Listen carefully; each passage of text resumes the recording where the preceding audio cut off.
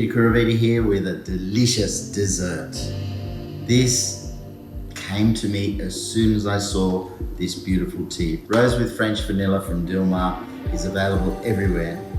It is such an aromatic and wonderful tea. But as soon as I tried it, I just thought dessert, dessert, dessert. I'm making rose with French vanilla Turkish Delight. So again, when using tea, what we're doing is we're replacing tea with a normal ingredient, and this time it's rose water. So I need to bring this to 121 degrees. It's sugar and water, and that comes to a soft ball, and then I add the rest.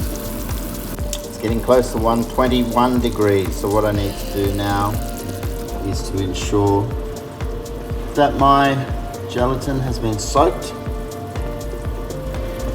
for at least 5 minutes, and then you can just move it around, and I have all my other things ready. Rose and French vanilla tea, as well as my corn flour and some red colouring. So now it's reached 121 degrees, you turn the flame off immediately. It won't heat anymore, and if it cools down a little bit, that's not a bad thing. Next, take the gelatin, squeeze out as much water as you can, and place it into the sugar mixture, and stir that through until it dissolves.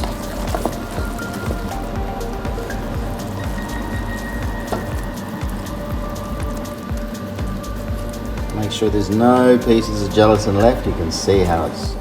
So then some rose with French vanilla tea, which is going to replace the rose water. Corn flour goes in, and this is the basics of Turkish Delight.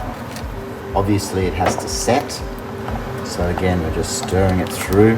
The tea's brewing all the way, red colouring, and you get that vibrant pink. A little bit more if you want it a little bit redder.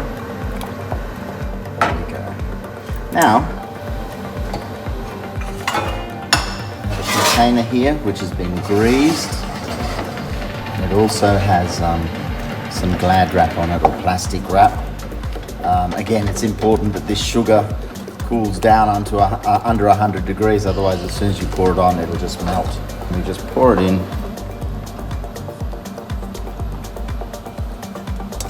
and let it set.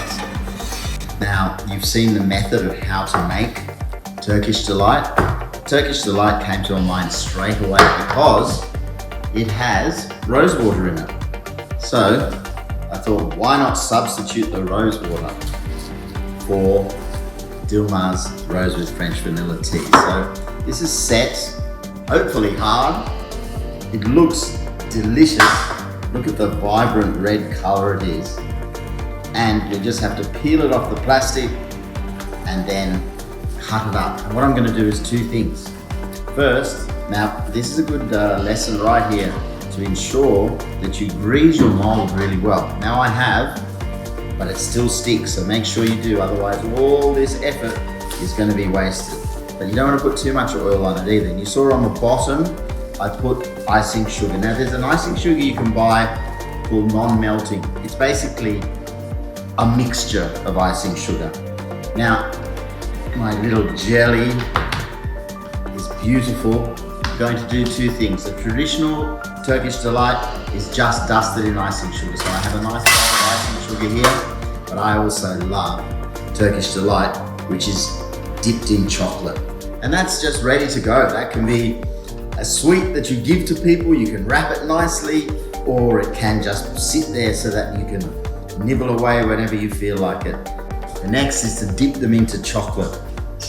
So for that, I've tempered the chocolate, as I said, and giving it a little stir, placing it on my bowl. I've got some hot water there, which kept it at the right temperature. Don't leave it in the chocolate too long. Remember, you've got gelatin, so therefore the gelatin will melt if you do leave it in too long, but chocolate is going to set on this, and we're going to have some delicious Dilmah Rose with French vanilla Turkish Delight. So enjoy it, do try it, and have it with a cup of Dilmah Rose with French vanilla tea.